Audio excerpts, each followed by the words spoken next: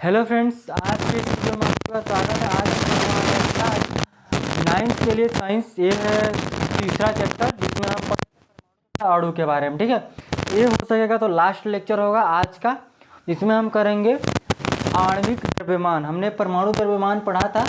जिस तरह से हमने परमाणु द्रव्यमान पढ़ा उसी तरह से आगे है आणविक द्रव्यमान। तो आणविक द्रव्यमान क्या है उसके बारे में हम पढ़ेंगे। फिर उसके बाद उससे रिलेटेड जितने भी क्वेश्चन कर लेंगे या फिर टॉपिक रिलेटेड होगा तो कर लेंगे। सारे आज करेंगे तो जितना में 2 मिनट हो जाए, आधा घंटे 40 मिनट करेंगे उसको आज।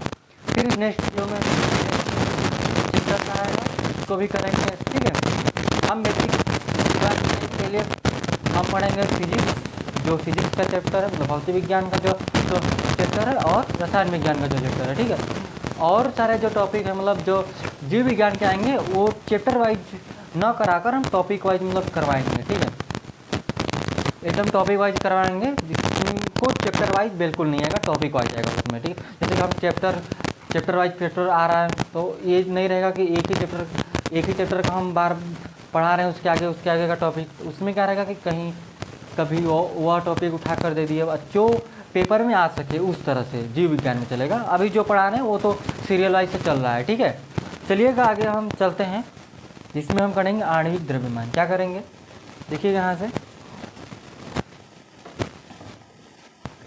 हेडिंग डालिएगा, आणविक द्रव्यमान।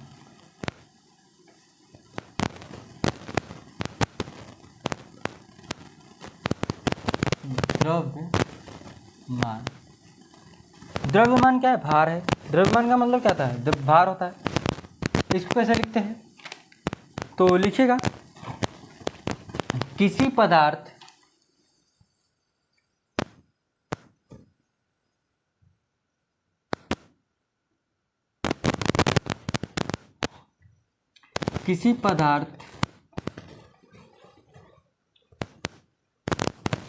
का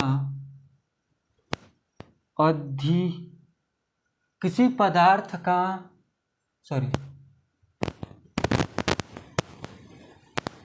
आणविक द्रव्यमान, किसी भी पदार्थ का आणविक द्रव्यमान उसके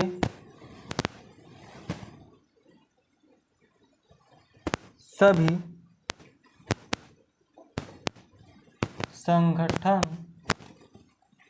संगठन परमाणुओं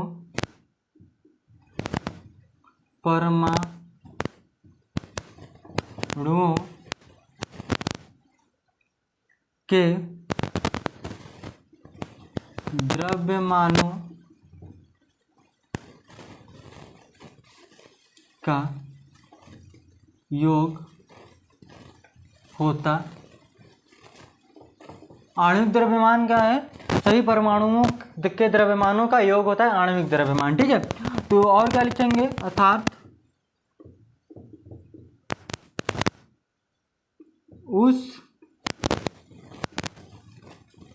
उस पदार्थ का एक अणु कार्बन 12 के एक परमाणु के द्रव्यमान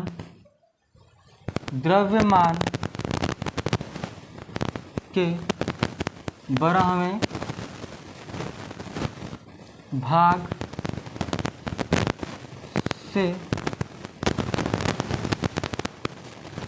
12वें भाग से हमने क्या बताया? किसी पदार्थ का आणविक द्रव्यमान उसके सभी संगठन परमाणुओं के द्रव्यमान का योग होता है। अर्थात उसकी पदार्थ का अणु कार्बन, उस पदार्थ का एक अणु कार्बन 12 के एक परमाणु के द्रव्यमान के 12वें भाग से क्या लिखेंगे? 12वें भाग से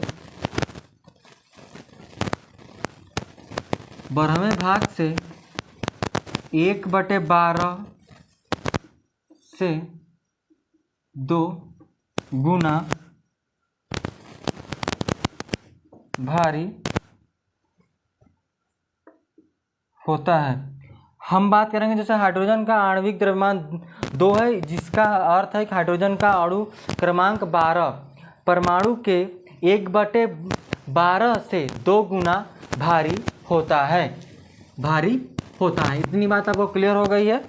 एक क्वेश्चन है, इतना ही लिखवाते हैं, ज़्यादा इसमें कहानी नहीं लिखवाते हैं। आपको पता चलेगा कि जैसे कि देखिए, द्रव्यमान के 12वें भाग, मतलब जो अणु कार्बन का जो एक अणु कार्बन के 12वें, मतलब कार्बन 12 के एक परमाणु का जो द्रव्यमान है वो 12वें भाग से 1/12 से 2 गुना भारी होता है। इतनी बात आपको क्लियर हो गई है। तो आगे देखिए लिखेंगे, चलिएगा ऐसे ना लिखा कर, ऐसे लिखते हैं अणु कार्बन 12 के एक कार्बन 12 परमाणु के, ठीक है सही लिखा है हमने। आगे देखिएगा क्वेश्चन है, क्वेश्चन को करवाते हैं। जैसे लिखा है यहाँ से, उदाहरण है, उदाहरण 1 है, ये लिखा है जल यानी कि H2O के सापेक्ष आणविक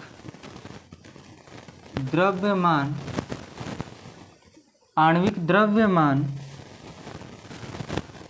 का परिकलन,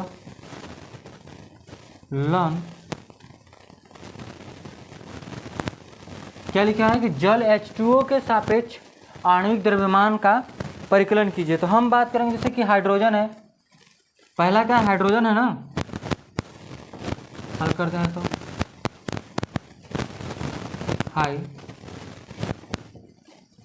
हाइड्रोजन का परमाणु द्रव्यमान, हाइड्रोजन का जो परमाणु द्रव्यमान है 1U तथा जो ऑक्सीजन का जो परमाणु द्रव्यमान है, ऑक्सीजन क्या लिखे, ऑक्सीजन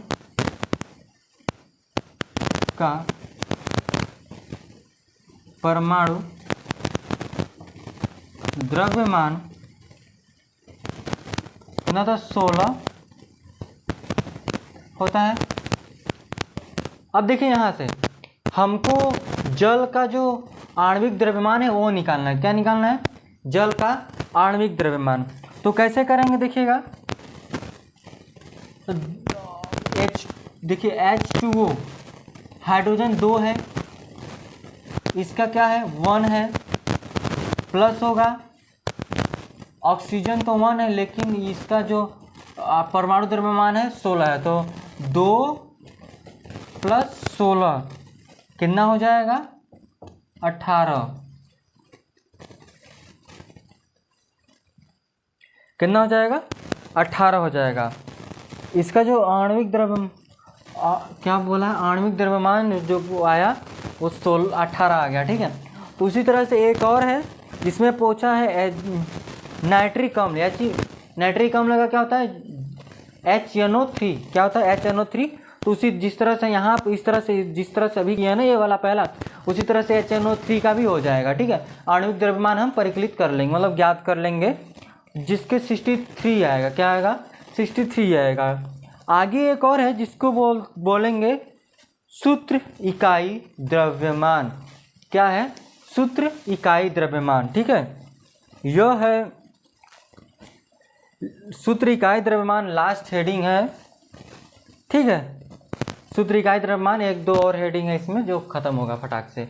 देखिएगा ऊपर को इरेज करते हैं, नीचे का क्वेश्चन आप उतार रहे होंगे तो उतार लीजिएगा, नहीं तो आप स्क्रीनशॉट ले लीजिएगा, ठीक है, वीडियो पीछे करके। अगर आप नहीं उतारे होंगे तो लिखिएगा सूत्र इकाई सूत्र इकाई द्रव्यमान। इसकी बात करेंगे तो कैसे लिखेंगे सूत्र इकाई द्रव्यमान की, तो किसी आयनिक बात करेंगे किसी आयनिक, हम इसके पिछले लेक्चर में आयन के बारे में बात किया था। किसी आयनिक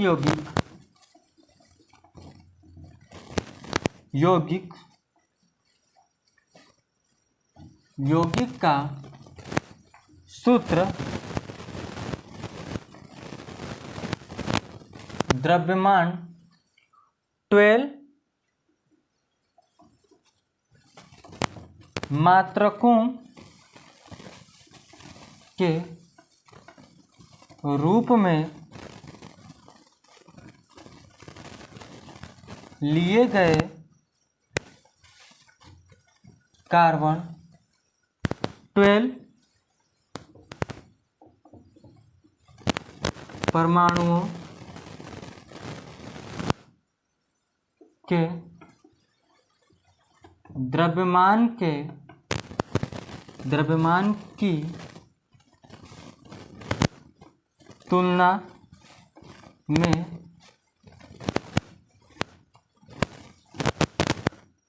उसकी सूत्र इकाई का आपेक्षिक द्रव्यमान होता है। क्या बात करते हैं? उस तुलना में उसकी सूत्र इकाई द्रव्यमान सूत्र इकाई आपेक्षिक द्रव्यमान होता है। कैसे बात करेंगे इसमें देखिएगा तो, अगर हम उदाहरण तो सोडियम क्लोराइड, हमने क्या बात किया है कि किसी आयनिक यौगिक का सूत्र द्रव्यमान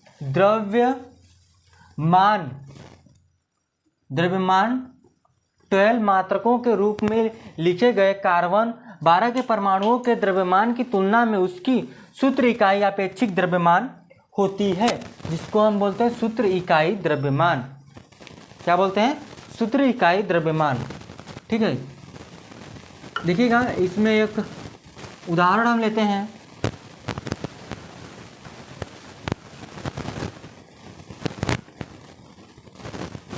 उदाहरण ले लिए किसका? सोडियम क्लोराइड का। किसका? Sodium chloride. इसको क्या बोलेंगे? Sodium chloride. देखिए सोडियम क्लोराइड है, सोडियम का जो परमाणु द्रव्यमान होता है 23 होता है। कितना होता है? 23 होता है। देखिए सोडियम का जो परमाणु द्रव्यमान है क्या है? वो 23 होता है।